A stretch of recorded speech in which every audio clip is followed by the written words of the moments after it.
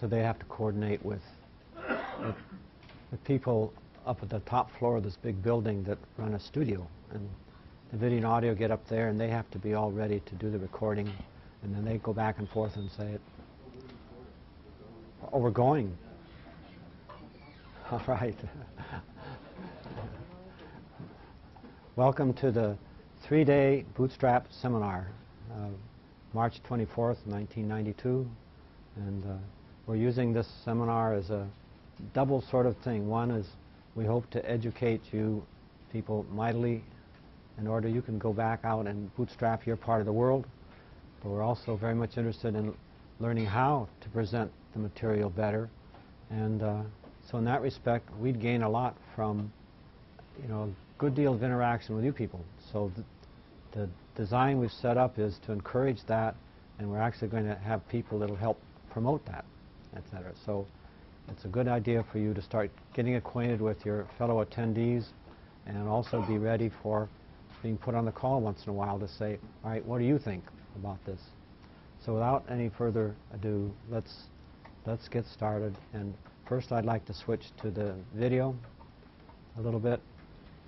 And this just gets you oriented about our daily schedule, in which we have 4 hour-and-a-half sessions, and I try to be very prompt about starting and stopping those things.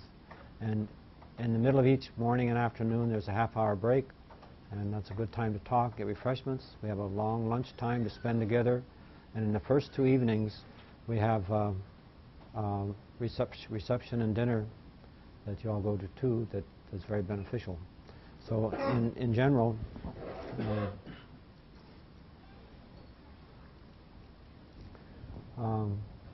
so today in the 4 sessions, we've got plans to start working right through the binder that you have. Bonnie, do you want to answer that? That's an unscheduled part of the thing. So we'll be plowing right through that, and you notice that we plan to have group introduction a little bit later and discussions, generally speaking. And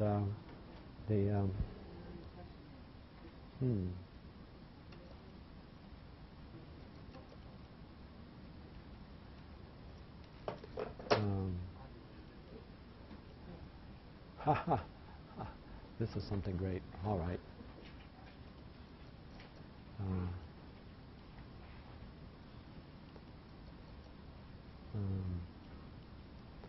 I was more clever than that when I set it up, but I out-clevered myself.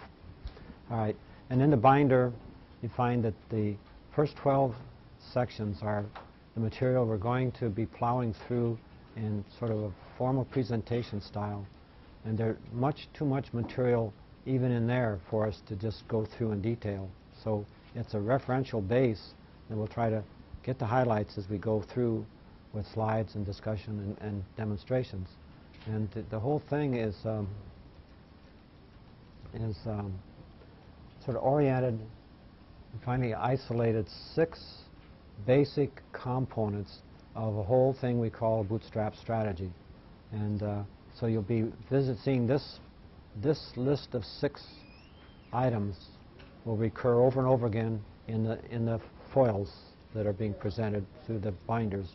And so I'm going to go through an introductory set of slides in the front of the binder in section A that'll sort of step through these things and just give you a very light touch of that to sort of set us up.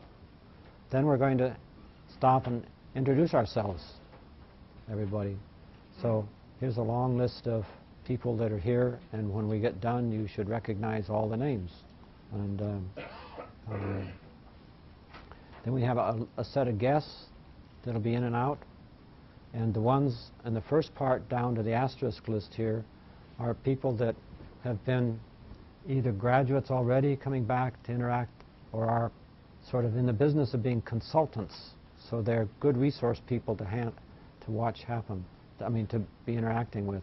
And the other people here are another set we'll talk with. Peter Henschel here? Not yet. Okay. Okay. So let me then, without any further ado, let's switch to section A in your binder, and,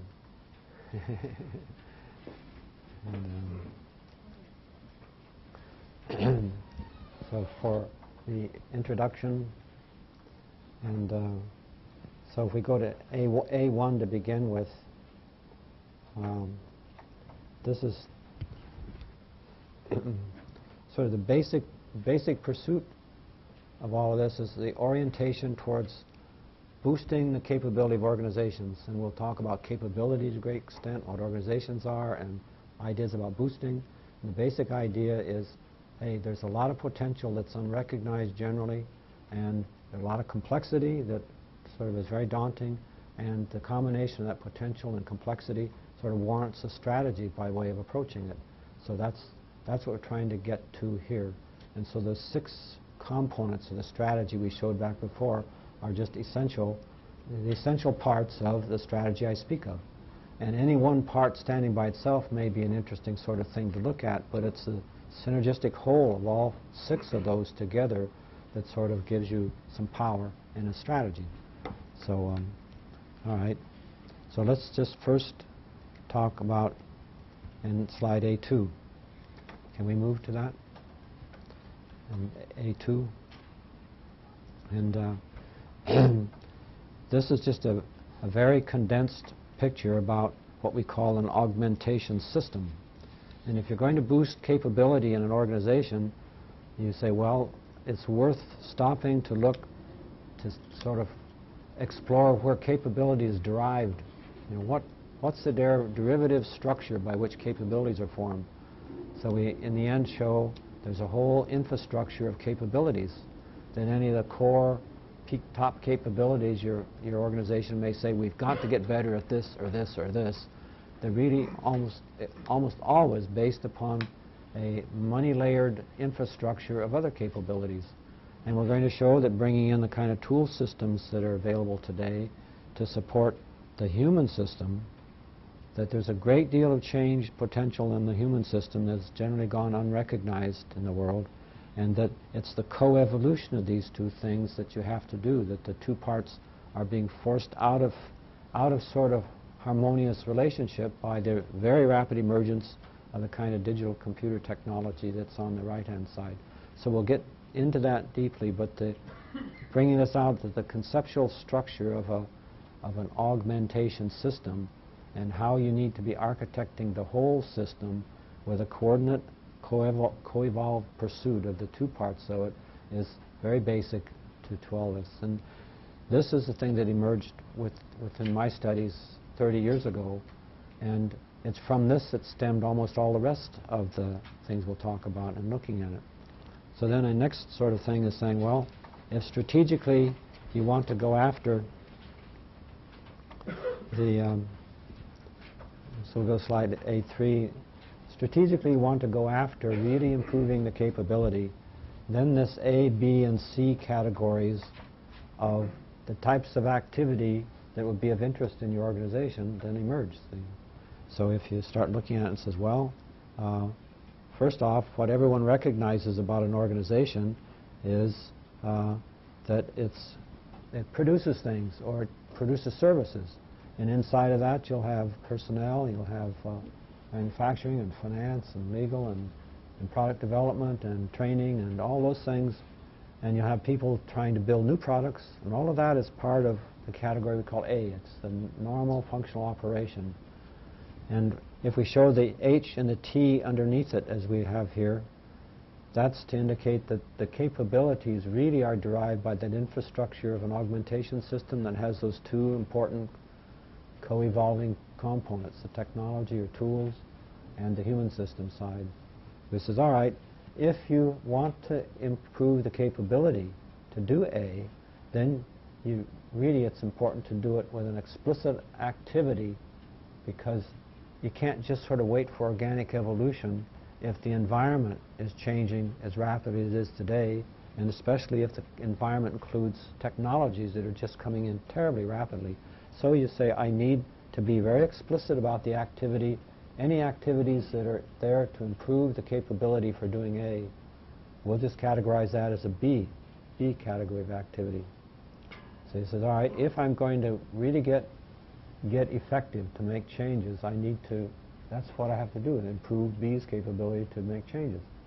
Well, in most organizations that I'm acquainted with, the B is scattered and sort of, it happens on impulse, and the B's won't be very well coordinated, and often they're done by people who don't have much orientation for the long term, where are we going in organizational structure. Or you can import consultants who may be oriented by that, but most consultants, I don't know any of them that embrace that whole augmentation system. It's sort of like you want to improve your building, so you might bring in somebody that's a specialist on work surface or work areas, or another specialist on internal traffic, or telephone communications, or something of that sort. And so you say, where is the architect for the whole thing? So the B activity is really, really important. It has to be boosted. Well, if you're going to improve the capability of B, then you'd be very well to be explicit about that. So this A, B, and C emerged for me a couple of years ago when I kept finding out what's the matter. Year after year, I keep trying to get people to hear these great ideas about how the bootstrapping is going to boost our capabilities so high. And it finally dawned on me, it's like this. I knock on the doors of your organization and I say, I got this great strategy. I've been evolving it for 30 years. It's really proving out all kinds of ways. I want to talk to whomever is in charge of your organizational improvement strategy. Who's in charge of the strategy for investing in the organization's improvement? And there's just this much reaction. See? So you find out, well, surely there must be somebody, and you go find, well, somebody says, well, we're into the quality movement now. Yeah, there's some guy down in manufacturing. I said, well, that's kind of nice for that arm of your organization, but who's looking out for the whole? Well, I don't know. So then I said, all right, it's important to make a model like this and come around and start saying, unless your organization actually has something persistent and effective and continuing at the C level of your activity, you really don't have much hope of being able to cope with the kind of evolutionary needs that are facing us. So that's a very important part of this A, B, and C. And there's much more we can talk about that model doing like this. So one of them comes through of saying, the next slide, A4, is sort of a way to demonstrate what bootstrapping is. It's like saying, well, if it's very important to make the changes, there's an extremely complex thing out there in the world. There are all sort of many improvements that are now facing us out there in that new frontier. The technologies that are come wheeling by are just making that frontier get bigger and bigger and bigger very rapidly. And our organizations mostly have been moving into a frontier like that very slowly as innovations and the opportunities appeared. But now the opportunities way out like that. So how do we convert our slow evolutionary ways of moving out in that frontier? We can't just pick our whole organization up and go, you know how hard it is to make changes. So we need to be selective about what capabilities, future capabilities, we reach out and make available, make part of our life. And we can't spend money on all of them. So what's the strategy? Well, it's like a military sort of going into a new kind of frontier or capturing something. He says, well, let's see. Oh, hell, if I move out and take this hill first, then that'll give me visibility and position. I can sweep across and take these, and then I'll be in a good position to get these, and then I can do this. So it's a strategy. And you don't get the guys that are really effective at taking a hill or something like that to work out the strategy. That's a kind of a framework that's different.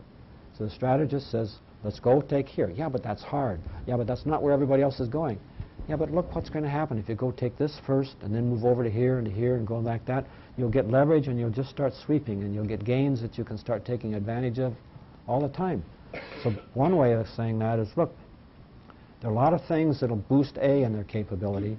Everybody's full of ideas there. But what if we go out for the kind of improved capabilities that not only benefit A, but will make B be more effective? Aha. That's like taking the first derivative of our slope and like that. What if we make C more effective? Oh my God, we're going to be going like this. So that's where I started 30 years ago. What will make B and C more effective? And so this is how then I merged to saying there's a particular kind of knowledge work that will. So in this diagram here, it's sort of saying, look, if C starts producing things to make B better that also will make C better, wow. And if B in turn does something that'll make B better and actually feed back and make C better, you even get more. So this little simple kind of engineering-like diagram sort of says it all. So then all it remains to be is to say sort out and say, all right, what are those capabilities? Oh, and how do we deploy them at the outset? Oh, and a few other tactical strategic questions. So we'll be working on these things all during these 3 days. But when you can come back to it and you say, well, this is all there was to the seminar. This is, if you can go back and then explain that to somebody, well, we've been in good shape. And in some of the other seminars, I sweat and go through all this and listen to everybody, and they've got that professional student face on when they're looking at me, you know, that they're non-committal, like I'm interested, I'm listening, but not so interested that you should ask me a question. See? So anyway, I see those faces for 3 days, and then at the end I said, all right, let's hear it now. Who's going to tell me, what do you think bootstrapping is? Oh, well, what do you think? Oh my gosh. You know, there were all these different ideas about bootstrapping. So the thing that would really be important from my point of view is that when we're done, no matter how deeply you might get in any one of those 6 elements, you got a feel for the bootstrapping and the leverage that it'll do. Okay, so then what I deduced then way back was the particular collection of knowledge work capabilities that fit the bill the best for me is the very early capabilities you go after, and deploying them in certain ways will give you all the bootstrapping leverage. So in the end, I gave it an acronym name called Kodiak, which stands for, down here in small print, it's the Concurrent Development, Integration, and Application of Knowledge. So a little later today, we'll go after that. We're going to talk to you about augmentation and ABC, and then get into the Kodiak and describing what that processes are, how general it is. And then we want to say, all right, as we're looking at that process, and we'll get into the details later today. So in the end, though, it's saying these are a lot of accumulating knowledge that's gotten and developed and utilized in various flexible ways. And if we go after the kinds of technologies that really help us work with that kind of knowledge, build a growing, flexible, accessible knowledge corpus that we can integrate into our continuing work, would be great. So multimedia hyperdocuments are the thing that looked the most promising, so that's actually what we started working with almost 30 years ago and building up. So then when you're doing that, you come to some big issues that you have to deal with. In A6, we'll look at that. And that is that if you have an organization that's doing very well by itself, your organizational unit, and the thing is that you might inside be able concurrently to collect and integrate and develop knowledge promising, so that's actually what we started working with almost 30 years ago and building up promising, so that's actually what we started working with almost 30 years ago and building up. So then when you're doing that, you come to some big issues that you have to deal with. In A6, we'll look at that. And that is that if you have an organization that's doing very well by itself, your organizational unit, and the thing is that you might inside be able concurrently to collect and integrate and develop knowledge and be very effective, and you're building up this highly accessible, flexible knowledge base that's part of your life, then you say, all right, but I as an organizational unit have to work with these other units. So we're all working concurrently. So, oh, and not only that, that collection of units is part of a bigger one, and that one's interacting and such like that. So when I'm building this knowledge, where does the domain wall stop in which I need the kind of concurrent flexibility to do this work? Well, this next slide here is A6 is sort of getting that in orientation. Says, oh, you know, those are the large functional units operative within a manufacturing outfit, and inside of those there are even other units, and inside of those other units And outside of these, if you conclude the subcontractors and the customers, joint venture partners, suppliers, you've got a network within an industry that they need the same kind of concurrent sort of interactive, flexible knowledge. And when your knowledge base is something that you're moving around in online to get at, then you've got interoperability problems that take the current picture of interoperability issues and problems, jack them up quite a bit. And it's moving up into technology standards and interoperability, and then into a domain that's been not touched at all if you're doing this, and that is, how do the conventions and practices and customs and all of that, in the way you harness and organize and utilize that knowledge base, they have to have interoperability. You have to have a common vocabulary, what kind of objects you're on there. You have to have common understood road guides to move you around inside of this thing when you're moving on like that. So those standards like that, says there, you've got a tremendous challenge out in the world, inside of an industry or a country or a big corporation and its family of suppliers, what have you. So the moving towards that, and if we end up with a whole bunch of isolated special solutions that don't let that interoperability occur, we've lost a very, very significant part of the world's capability.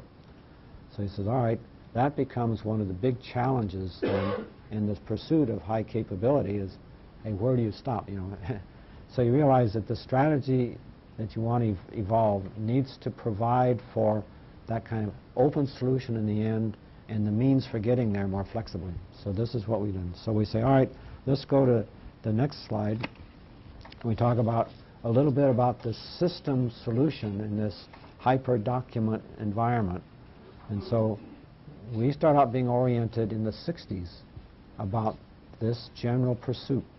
And in 1967 got the chance when they were talking to us about starting an ARPA network, since I was getting money from ARPA and was one of the 12 or 13 principal investigators, each of us with a time-sharing computer doing our thing.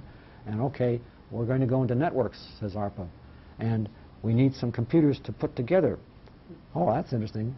And we picked you guys, and everybody's face fell, because everybody's doing his own precious kind of research and does not want it diluted by fooling around with this network stuff. So there was all kinds of panic and everything. But for me, the realization that you're going to have to learn how to support and work with distributed communities, it was just a godsend. So I volunteered to start the Online Network Information Center.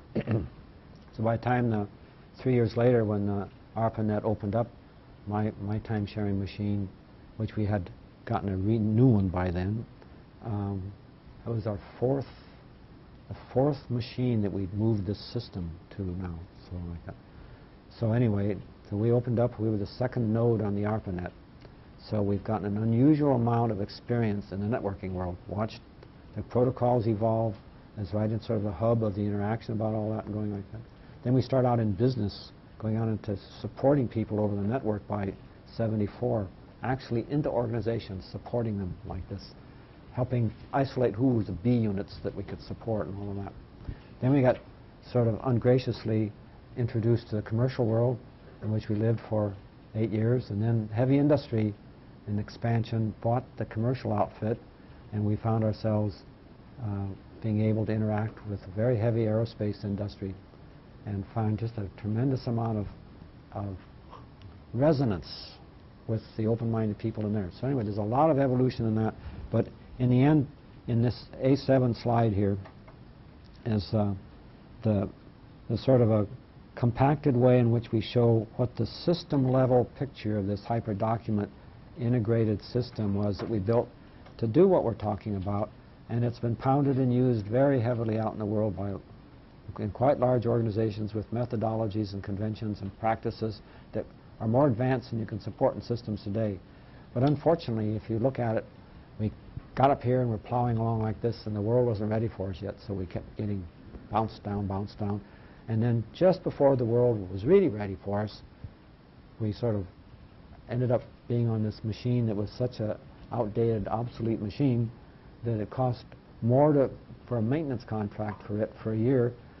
You paid that much for real powerful workstation and network environments, and you could buy a whole powerful system that would outrun that to get. But all this 150 to 200 person year software development, not talking about the people using it, but the actual development energy in that, how do you port that over quickly if you don't find someone who says, hey, that's just what we need? So we'll get into the paradigm issue pretty soon, and it's the paradigm. It's what are people's perceptions about where all this is going and how you want to get there and how you want to invest in something that's general as opposed to special point solutions. So anyway, the system sort of got put in the mothballs, and we sadly kissed it goodbye end of last June, and then we got a break of chancing to get it going again now. So for a week now we've had it back. So that's what you're looking at here. And it's funny, I had to go learn how to fly things around in Unix and DOS in the meantime, and I get back to this, and it's a great exciting feeling. But if I'm a little rusty, it's because I had to go live in a very, very different world for those 9 months. All right. So in A7 it was a picture of the hyperdocument system we'll deal with, and then we go to A8 to say, when we add all that, the value of putting your C efforts and combining resources in dollars and in joining forces, sharing knowledge, and actually in doing a lot of your C work in common. And that makes a great deal of sense just in a straightforward way. But then if you add and say, oh, you know, the thing that C community be doing, the single biggest capability it's relying on is the Kodiak capability. It's developing kind of knowledge oriented to give to B. It's integrating a lot of stuff from the outside world, integrating stuff from B, the lessons that B brings back and different Bs and their effort doing like that. And we're doing transfer back a lot. And that hyperdocument system that can be done remotely, etc., just fills the bill very, very nicely.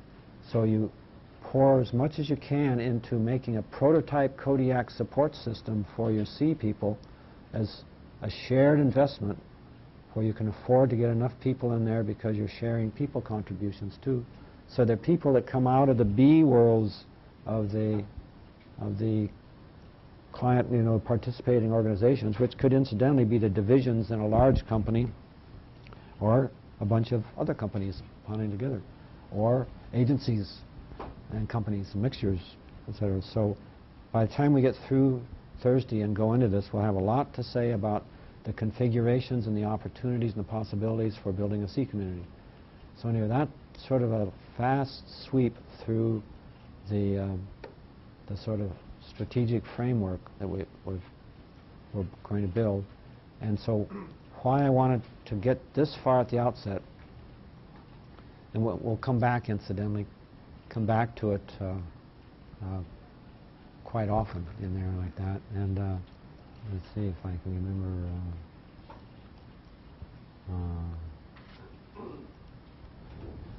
So if you want to give us, in here you see, again, you'll see this, a slide that's very much like that, or foil showing up in your binder.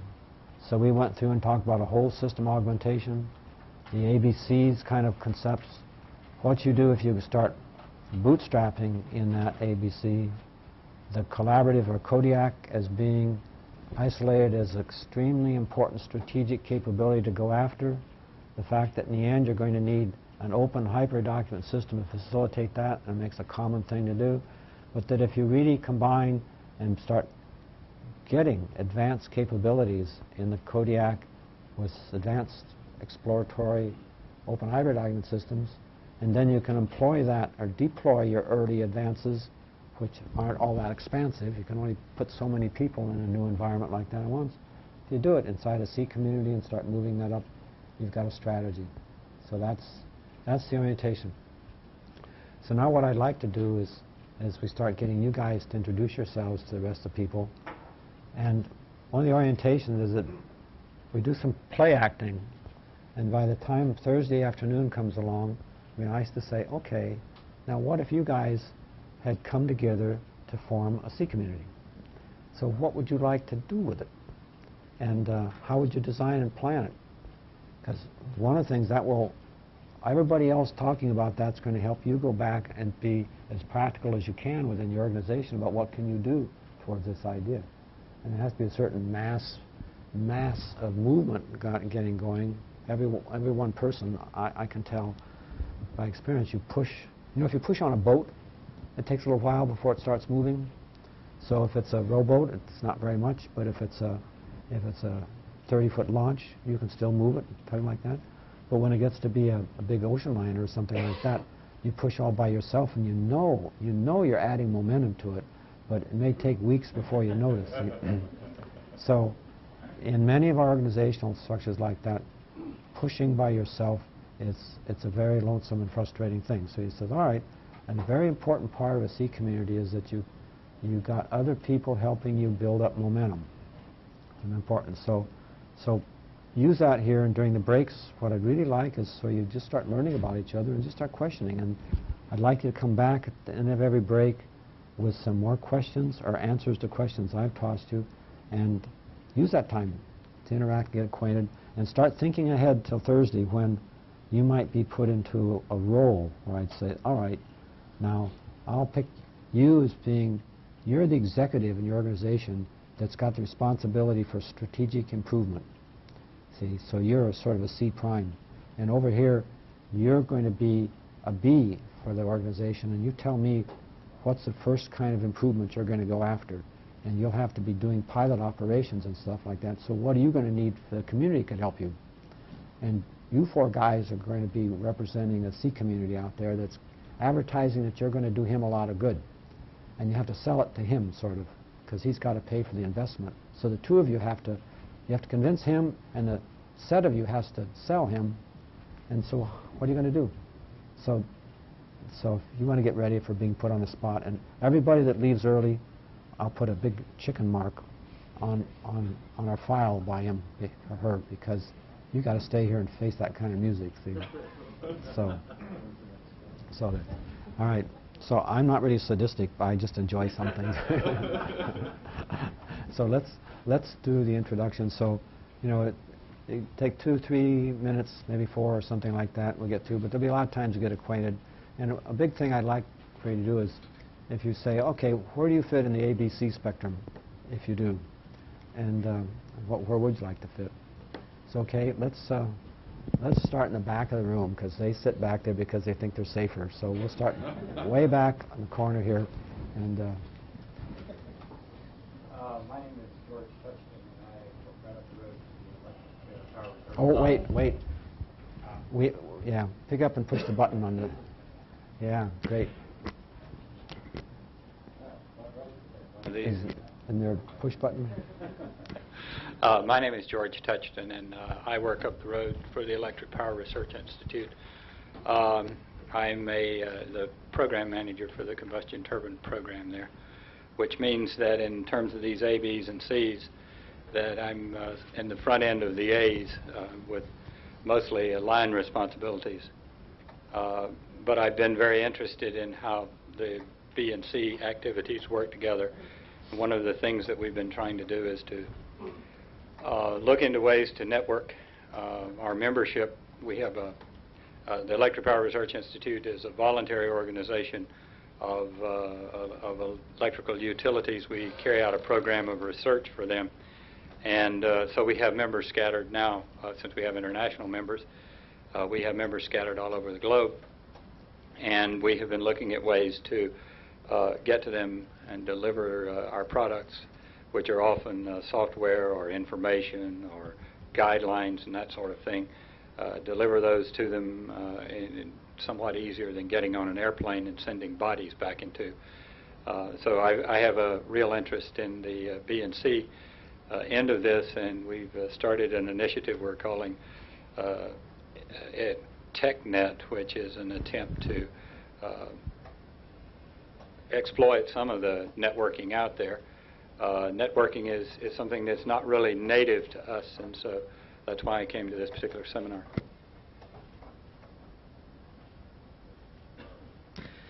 My name is David Gardner. I work for Dean Meyer & Associates in Ridgefield, Connecticut.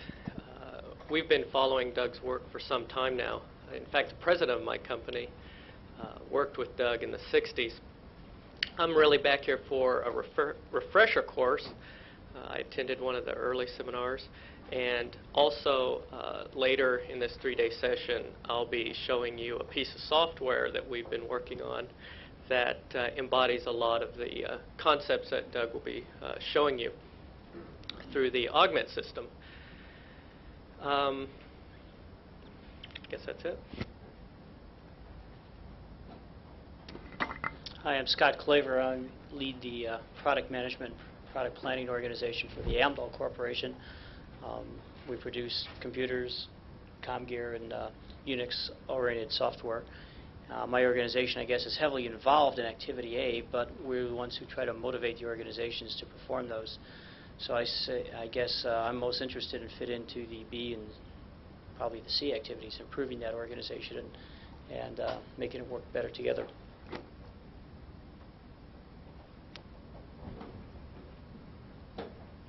I'm Don Yates. I'm an independent consultant, definitely on the human side, really looking at the human side of the human technical interface.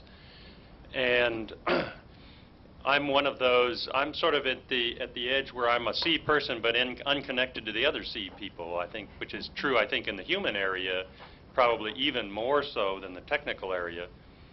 Especially now as people are beginning to realize that the human area is changing and changing rapidly, and the whole paradigm for it is changing. People are really beginning to scramble and try to say, how do we form a C community and get some of these ideas together and carried over? So my interest in the technology, one of the things that really interested me about Doug is that of all the technologists I've heard, he's the only one who has seen the whole connection of the human and technical side at this kind of depth, sort of bringing the old socio-technical systems, which was in the 70s, up to date into the 21st century. And so that really has intrigued me because the two have to go together, and he's one of the few that has seen that. My name is Dennis Berger. I work for Rockwell International in Anaheim, and my job is advanced logistics, which may sound a bit like an oxymoron, but my job is primarily to help our own organization, logistics, with the implementation of CAL's computer-aided logistics and computer-aided acquisition and logistics support, and also to participate with the other organizations within the company with regard to implementing concurrent engineering, integrated product development, concurrent product development, whatever term you choose. And so I am primarily involved in the B type of activities, and I suppose that we do have C types of activities, but not really formally identified. And we are presently struggling with all of those subjects and trying to determine how we will implement them over the next few years. And so that is my primary interest in this seminar.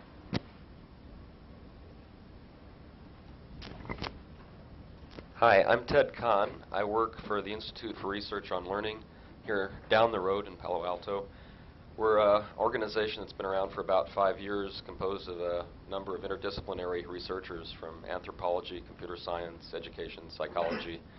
The organization was formed by David Kearns at Xerox 5 years ago to kind of reconceptualize what learning really is, not only in the schools, but also in work organizations. And I think the crucial part of our agenda that's different from a lot of other people is that we've found that learning isn't something that you stuff into people's head. It's actually a part of participating in a community, what we call communities of practice, which is something most of us do all the time, but don't realize that that's really where the learning is taking place.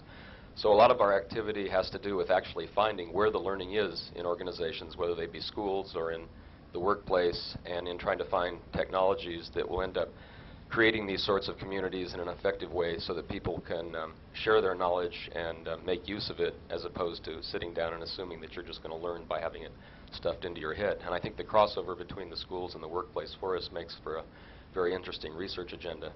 All our clients are primarily, their businesses are the A businesses, but what we're trying to do is to implement the B and C businesses. And I've known about Doug's work since my association with SRI in the education lab way back in the early 70s, so it's nice to be back in touch with that.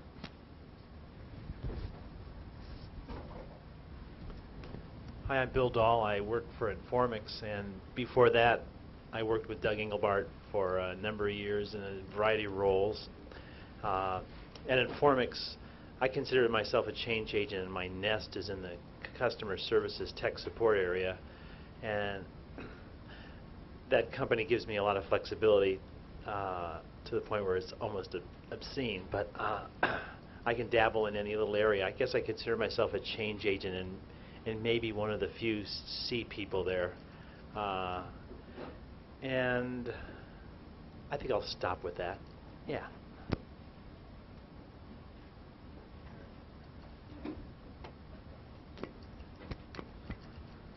Hi, I'm Mike Gregory from CompuServe.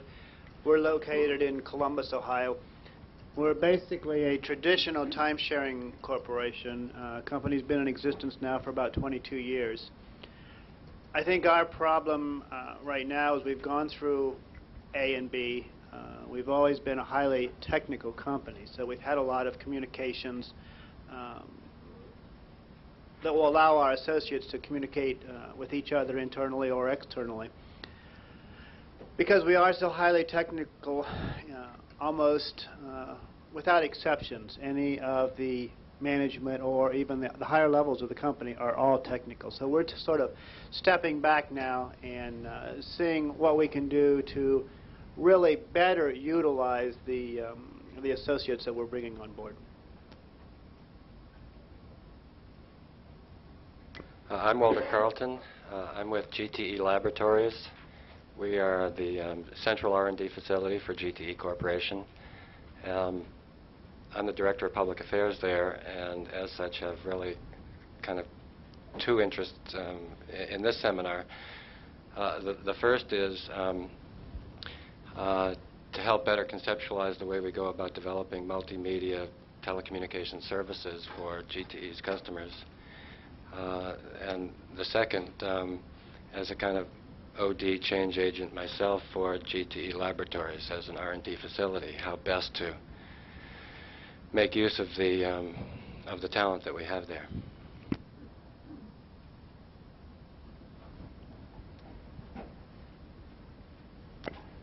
Hi, my name is Wendy Schindler. I'm with Digital Equipment Corporation. I'm in a large publications organization called Corporate User Information Products. And I'm in a small group within that organization called Strategic Technology and Consulting. So I'm an internal consultant working with line groups in things like information development and modular writing technique. We work on library systems. We generally collaborate with internal groups and with partner organizations like translation and engineering. And one of the things that we've started up is something called the Documentation Integration Group, and some of the efforts through that group are really an effort to get our groups to work more effectively together and with partner organizations. But again, we work on library information systems, sharing and reuse of information. And what we found is, and why I'm here, is that our technical solutions are the easiest probably to find. The greater challenge is really to get people to work. So I think I'm here because I want to talk to other people who are without authority and resources trying to move their organization and hear what people have to say and share what's happening in our organization.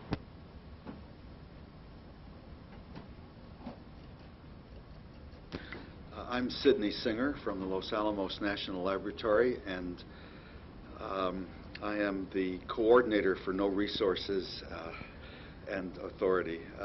More accurately, I'm supposed to coordinate the laboratory's strategic development into the new areas that represent more modern responsibilities, as in addition to the traditional areas of the development and testing of nuclear weapons and other defense activities. In terms of the concept that we've been hearing about, Los Alamos certainly has an A. It has had a B, which has always been taken for granted. And very recently, some of us have been pulled together from the laboratory's various programs to form what I would call an organization for laboratory development that addresses the revitalization of the B organization and the creation of a C organization. And I would imagine that I think I'm probably part of the C and will dabble without authority and without resources in B. I came here because of a strong recommendation from someone else who had wanted to come but at the last minute could not. And I can see that this will not be dull.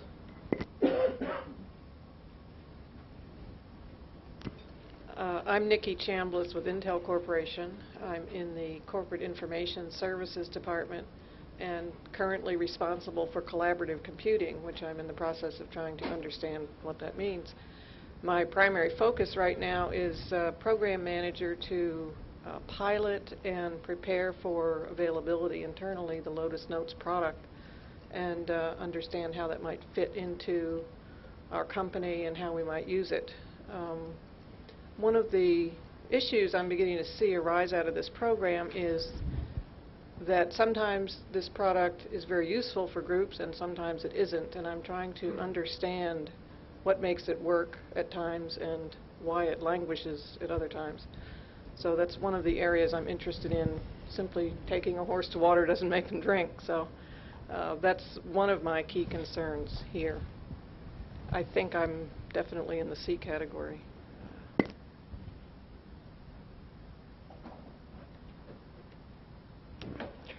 I'm Bill Crane with Kimberly-Clark Corporation. We make Kleenex and Huggies and other products that you might be familiar with. My group is primarily interested in improving quality and productivity in all aspects of the corporation. And we have are constantly looking at the elements that are required to improve quality and productivity. When you get into the very flat organization, the implications of information and knowledge storage and retrieval when you're dealing globally, literally globally, are quite awesome.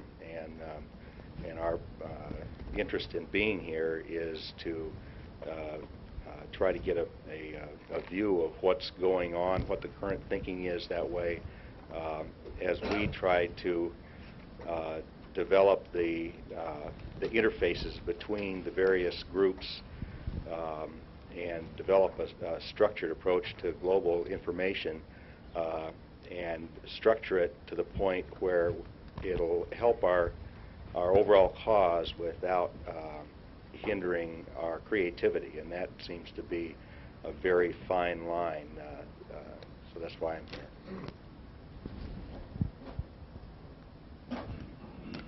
Hi, my name is Tom Oakley. I'm with Dupont, based in Wilmington, Delaware. Dupont is going through a similar kind of activity that most large companies in the United States is going through, trying to figure out how to get our fixed cost under control, be competitive in a world marketplace. And we are a global company, as you just mentioned. About 40% of our revenues come from abroad. We are going through a period of trying to do much more collaboration, much more decision making on a corporate scale. We're trying to figure out how to make DuPont add value instead of take away value from its individual business units. So in that sense, we're putting together what we call an integrated operations function, which is trying to deal with those things that are leverageable or viewed as leverageable across multiple businesses. And we're faced with a dichotomy of where to draw that line between business autonomy and corporate wisdom.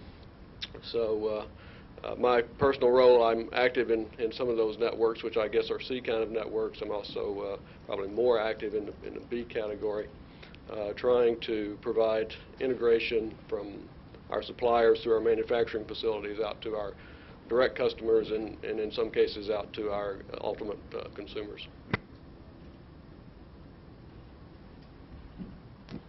Good morning. My name is Danny Wigley, and I recently retired from the DuPont company as a product of the downsizing Tom just talked about. About 1985, after some 20 years of looking at information systems in Fiber's business there in Dupont, and working closely with both the human element and the technology element, came to conclude that there had to be something wrong with the foundations that we were working with in computer science, and did some work on my own and helped the corporation, DuPont Corporation, to fund a small research activity which I've become a member of the last 3 years, and that's the one I'm currently consulting in. And we were looking at new foundations for the technology and the human interface. So we're excited about the work we're doing and wanted to come out here and see other people who are working in the arena of organizational effectiveness, because and organizational learning, that's the two areas that I'm particularly interested in.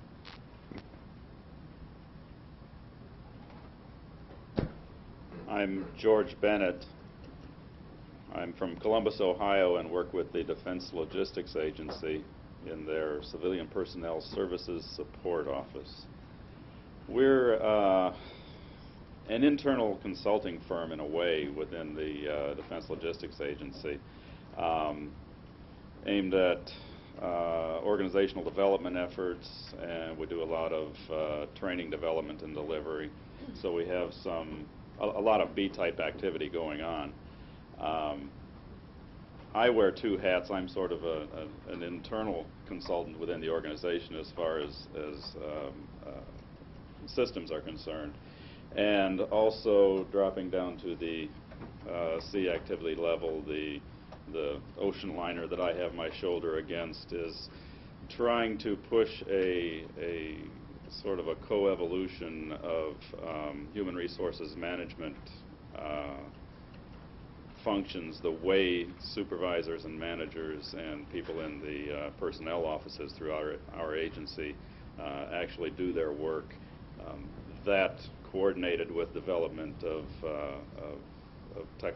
technology solutions to assist them in that effort.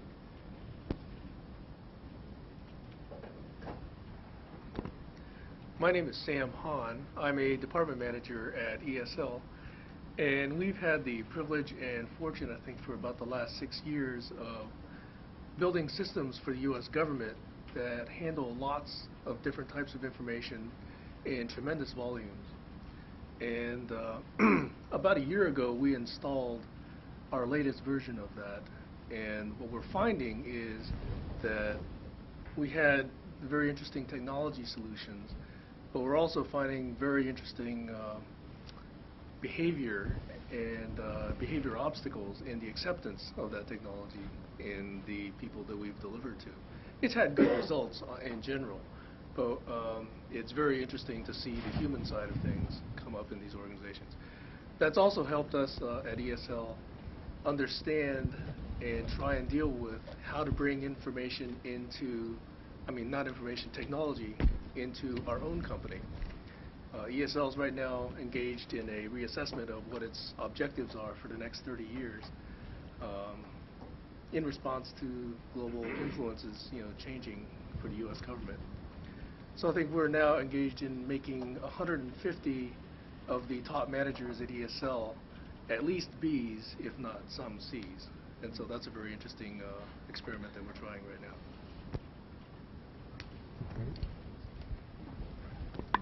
I'm John Rothermel. I work at ESL also, which is a local subsidiary of TRW, which is a large aerospace corporation in Southern California. Actually, Sam and I have worked together in the last few years. I consider myself a B person, but helping develop technology that's used by our end customers for their A efforts, which is basically information analysis and management. I also consider myself a bit of a C person. I'm interested in finding or creating tools for collaborative software development.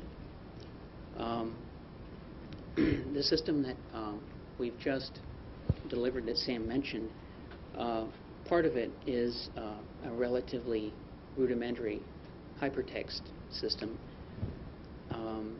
And in upcoming efforts, we see movements towards computer-supported collaborative work in our customers' area. And so I've got an interest from that perspective also. I'm Mark Tuckerman. I'm an organizational effectiveness consultant for Hamilton Standard, division of United Technologies. I guess you would say I'm a C-level person pretty much. I work a lot with B-level people trying to make continuous improvement a part of Hamilton Standard's work. But because of lack of resources and connection, do a lot of work with A-level people too as a B person. And although I work from the human resource side and primarily into people activities, I guess the most accurate description would say that I work in the conceptual realm of trying to help people reconceptualize how they see work and the paradigms that they use so that they can reform their organization in a more effective way.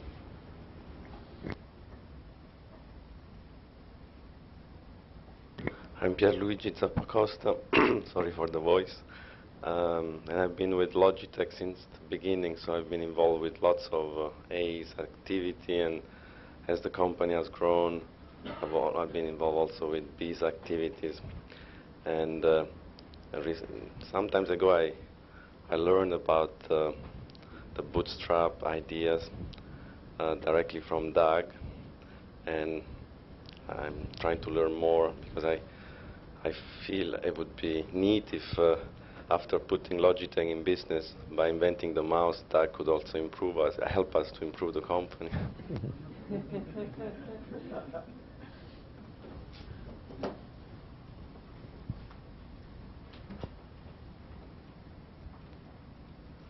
Is Yoshi Nakayama. I belong to Hitachi Limited.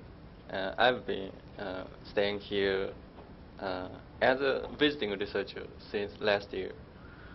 And now I'm working with Professor Terry Winograd in his PCD project. And my main purpose of staying here is progressing my perspective for human-computer interaction. And I've been developing a real-time telemeeting system in Hitachi, and now I'm developing it. And the system's purpose is to enable arbitrary number of remote people to hold a meeting.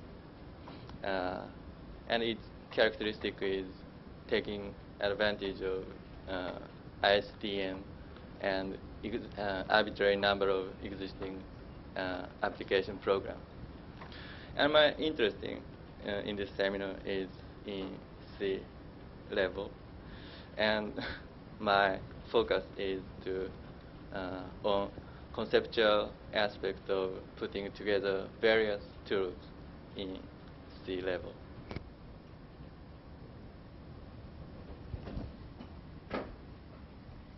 I'm Ezra Miller. I'm with Industry, Science and Technology Canada, which is a department of the federal government, similar, I guess, to Commerce Department in the U.S. or MITI in Japan. I'm in the part of the department that deals with the information technology industry, which encompasses both hardware and software sectors, as well as telecommunications and microelectronics. The core business of the department, as it were, is promoting the competitiveness of Canadian industry, and in my group, of course, specifically the information technology industry. The way we go about it is, I suppose, the A activity. We've, over the last 4 years or so, been trying to get a handle on B, on how to go about improving competitiveness, and that involves, of course, looking both at the environment in terms of things like taxation and so on, but as well working with the industry in Canada and trying to build on Canadian strengths and so on.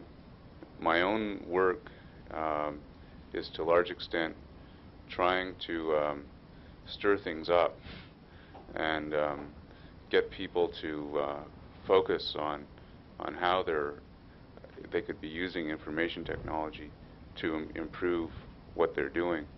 I suppose the best thing as an example, when you consider the number of hours in a day that you spend in meetings, we spend an enormous amount of time in meetings just trying to exchange information and do kind of the B activities. If there was a better way of exchanging information, we could spend less time in meetings and more time doing our work. I think that's enough for now. That's interesting. Meetings aren't the work. I'm Margaret Chambers. I'm president of Metatechnologies Associates, which is a small consulting group operating out of the Bay Area. I've had the privilege of knowing and working some with Doug over the last 6 years, and have found that every time I meet with him, he always helps me enlarge my context and also helps me raise and ask a lot of good questions. And I always appreciate the opportunity to be here again.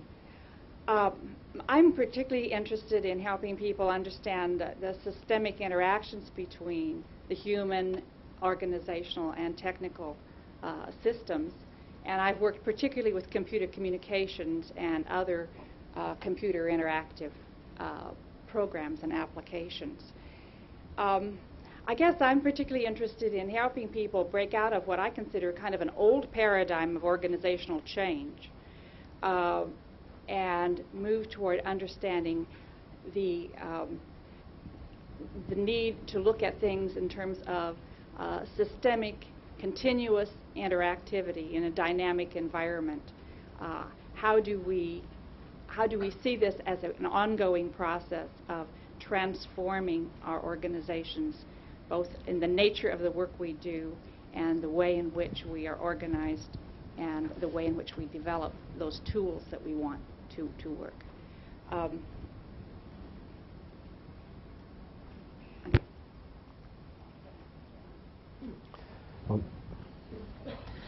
I'm Bonnie Johnson, and I'm with an 8-year-old company called Humanware. I guess as a principal of Humanware, I'm an A. About half of our revenue stream comes from doing B work. There's a group of people around the world who do, they're deal makers of various kinds of financial transactions, and for the last 5 years, we've been their technology provider, and it's a challenging kind of opportunity because they cross all kinds of organizational boundaries, and none of them started off wanting to use a computer. It's just if you're going to be profitable in this particular community, you better have one of the ones that we set up for you and use it. And so we get given as a gift to someone who's good enough to get into that community. Out of that, we've really been forced to look at what makes computers work for people, and have then begun to distinguish that kind of hunting pack work, that's what we call that work, from other research work, for example, and have begun to understand dimensions of the job. So the second half of our work really is C work, and the nature of that C work is having people understand the characteristics of the work and what's a technology that will fit the work. You wouldn't buy a shoe that wouldn't fit, and yet we really don't give a lot of thought to thinking what's the fit, what's really the technology that will fit the work. So the other part of our revenue stream is really working mostly with MIS people to understand characteristics of the job that they're building a system to support. Very good. Well, I'm really intrigued. That's a good mix. You got all you need to get your heads together and say, how would a C community really work? Okay, so I don't know how much more I have to tell you. Maybe you could just go to work now. And one thing that if you're in either the B or the C work, you're going to bump into over and over and over again. And it's something that, because of my happening to wander off and getting into an orientation about what computers could do that was very different in the world in the early 60s. And I soon found myself sort of set aside, as you would say, and not belonging to any community. And so I remember the time in which I shifted. I'd been pursuing this goal since 1951. I went back to Berkeley and got a PhD as near the computer technology as I could in those days, and then went to work at Stanford Research Institute. And I'd been warned several times during that period to sort of not really tell people what I was wanting to do because it was so crazy that it would be prejudicial. And in fact, I finally got the idea at Berkeley saying that if you persist in this kind of pointing and stuff, you'll be an acting assistant professor forever. And so I took that to heart, and I went down to Stanford Research and says, well, maybe a place like that, if I work at my room and board, and someplace I can sell some management on doing it, I get a chance to start it. And the very first person I interviewed there was someone I'd known at Berkeley before he came down. And he was a couple of years ahead of me. And he'd never really heard my whole story, and so I told him, and he says, have you talked to anybody else here like that here? No. Well, what I'd advise you to do is don't, because I don't think they'd want to hire you. So tell them what you've done. Tell them the patents you've got on the stuff you did and so on like that. Oh, well, all right. So I didn't tell them what I really wanted to do, and I got hired. And so I plugged away and got established. You know, I got into a new area of componentry and started getting more patents for them, and got involved in national committees and professional societies very quickly, and all that was great. So my status went up, and so I said, well, here's what I really want to do, and can I have half time to do it? Oh, well, I don't know what they pictured, but all right. Well, 3 weeks later, I came back with a think piece, and my manager looked at that. It was 20 pages or something. He looked at it, read it, and he said, what's the matter? You used to be able to write clearly? And that, look, there's 20 pages of mush. He says, look, Bill down the hall, here's his proposal on 1 page. Why can't you do that? And it really dawned on me. Bill was working in switching theory that was very well established. It'd only take a paragraph in a well-known vocabulary and a conceptual structure to outline the problem. It'd only take another 3 sentences or something to say what he was going to do and then how he's going to do it. And what I realized is it took me paragraphs to identify tentative vocabulary even. And by the time someone had read through that, they kept waiting to say what you want to do. They weren't in the orientation that this is going to set a conceptual kernel here, and then I need another 3 or 4 paragraphs to set this one, and then I'm going to talk about these two together, but I need another thing. And it was really the first lesson that I learned over and over and over again. I was drummed out of the research world in the mid-70s. I've been invited, I've been fired. I've been sent to the very back office in a commercial industrial environment I was, and so I said, we're not going to let you talk to the customers. He says, you get them all confused and stuff like that. And so anyway, it just turned out because of the framework I was looking for at 7, I started to realize that that's a tremendous lesson in something that you could call paradigm. So we put in a whole section here, B, section B in your binder on paradigms. I'm going to talk for 10 minutes about that, and I'm going to talk when I come back. And when you guys come back, tell me some stories about paradigm, what you think it is important. So anyway, it's the single biggest issue as a challenge in trying to make significant improvements in your organization. That's all. And so, do I have magic answers to get around it? No, not at all. But the biggest answer is to look at it squarely, learn a lot more about it, and realize that whatever strategy you do follow has to accommodate that very, very natural, basic human characteristic, because we all have it. there's a lot of inertia in our own framework of looking at the world, in our own paradigms. So we all have to realize that that's just as natural a human thing that we all possess as any other characteristic that we get fond of about humans. See? So it's not those dumb guys or those reactionary people. It's, hey, we humans have that problem. Okay, so what I've learned also is the most effective ways in which paradigms get shifted is by experiences that the people in question undergo. And that's the quickest single thing to do. Suppose you were going to take some people up that were flatlanders, and you said, hey, I've got a really interesting way to move around in the snow, and they call it skis. And it's a new technology. We can get around there, and I want you to come up and do this. So, oh great, we'll come up and spend Saturday afternoon with you.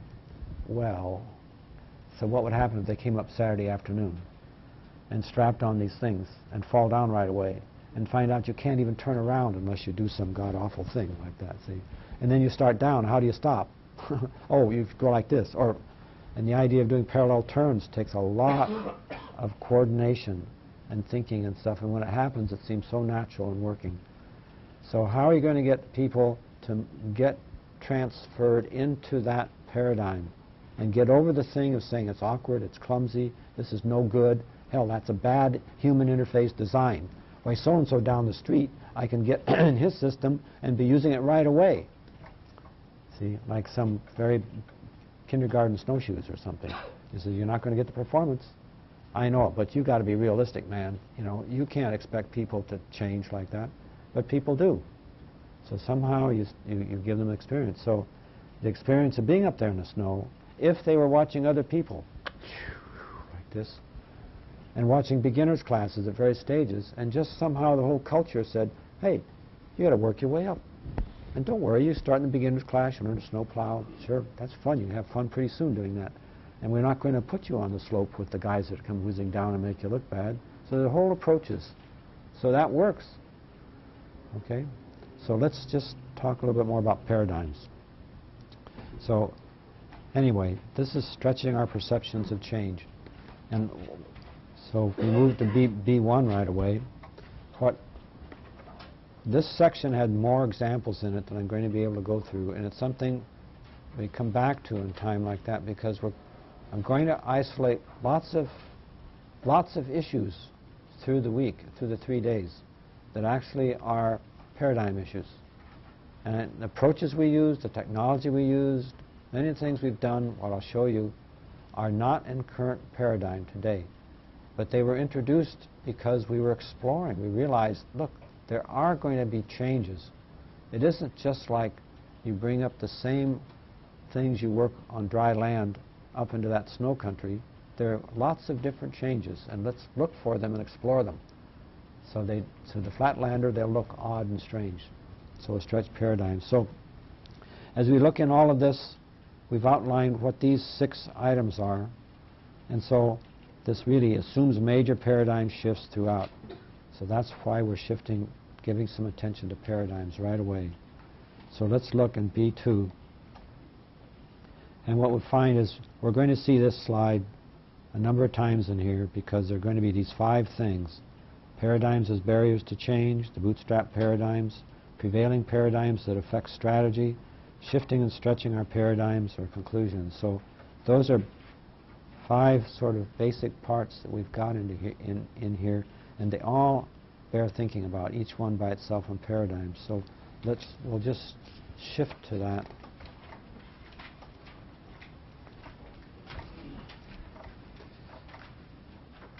And one thing is, what's a paradigm? So how many people are familiar with the term? It's an everyday term.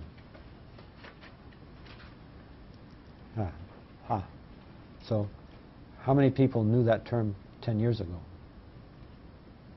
Oh, very good. All right. Well, so 30 years ago, when I started working on what I called a conceptual framework, I didn't know what paradigm was. It wasn't until a guy named Kuhn wrote a book, I think in '62, where he sort of brought out the whole idea of the scientific progression as a shift in paradigm, et cetera, like that, that the world started talking much about it. So anyway, in there's a German term that the anthropologists use. So it turns out that I've got one of these well-educated daughters who explained this to me, who got her degree in anthropology. See? And she says, Weltanschauung is worldview. And anthropologists use that term in its whole ugliness among themselves for the meaning just that. And it's a very key thing in anthropology. It's what the worldview of things are like that. So framework is another one. It's sort of what sort of reasonably self-consistent framework of concepts do you have in your mind that work consciously and unconsciously together to give you your worldview. So we don't usually ever question that in ourselves. And that's one of the interesting parts about paradigm. The paradigm that is operative for you is got lots of parts in it that you really never probably look at closely.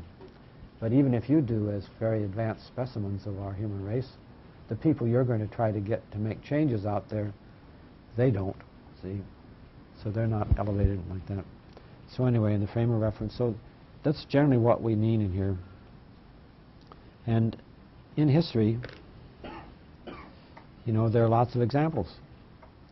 So the whole thought for Christopher Columbus about, you know, you're going to fall off the world in a flat one.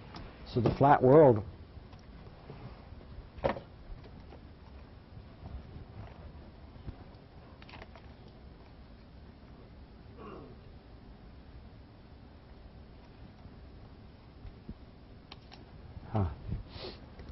flat world. All right, that's a really big problem. And what the quoted reactions mean is, I was given a book, so we got to zoom back a little bit, Eric. I was given a book almost in the late 60s by a guy that, very, very progressive, inventive guy that really brought all this landscape architecture into the office world. And so this beautiful book talks about innovation and change, and it's got all sorts of nice photographs to it, and I'm going to point out to a few of them like that. See, but change is frightening, ambiguous, unfamiliar, strange, a bereavement, etc. So that we are the greatest obstacle, you and I. Can we learn about the future from the past? Can we learn by studying resistance to change? So this is just nice thoughts that pop all the way through this thing. But there are a couple of real treasures in here. Like here, Samuel Morse came and talked to Congress. Reaction to Senator Smith of Indiana, saying, I watched his countenance closely to see if he was not deranged, and I was assured by other senators after we left the room that they had no confidence in it. So that was that senatorial reaction to somebody talking about the telegraph back there in 1842. All right, what's this next one? So, as far as I can judge, I do not look upon any system of wireless telegraphy as a serious competition with our cables. Some years ago I said the same thing, and nothing has since occurred to alter my views. So that's Sir John Wolfe Barry as a stockholder meeting of the Western Telegraph Company in 1907, see? So then it just goes on. Very interesting things. Here is an interesting one by one of today's heroes about science fiction, hypertext and stuff. But he was saying there's been a great deal said about a 3,000-mile high-angle rocket. He says, in my opinion, such thing is impossible for many years, etc. And he's been talking about it. So he says, anyway, he gives an orientation that doesn't put him in too bad a light.